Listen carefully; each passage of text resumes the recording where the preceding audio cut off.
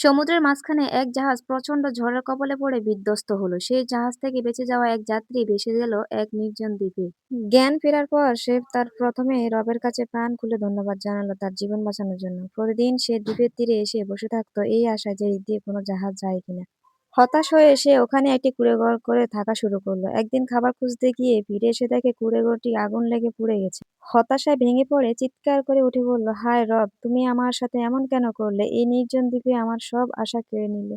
আমার কিছুই রইল না। পরের দিন সকালে ঘুম থেকে উঠে সে অবাক হয়ে দেখল দ্বীপের দিকে একটি জাহাজ এগিয়ে আসছে। জাহাজটি তীরে ভিড়তেই সেখান থেকে কয়েকজন লোক এসে তাকে উদ্ধার করলো। লোকটি তাদেরকে জিজ্ঞেস করলো, আপনারা কিভাবে জানলেন যে আমি এখানে আছি? উদ্ধারকারীরা উত্তর দিল, আমরা দেখলাম দ্বীপ থেকে অনেক ধোঁয়া উঠছে। বিপদ সংকেত দেখে আমরা বুঝতে পারলাম এখানে কেউ আছে। লোকটি তখন নীরব হয়ে গেল।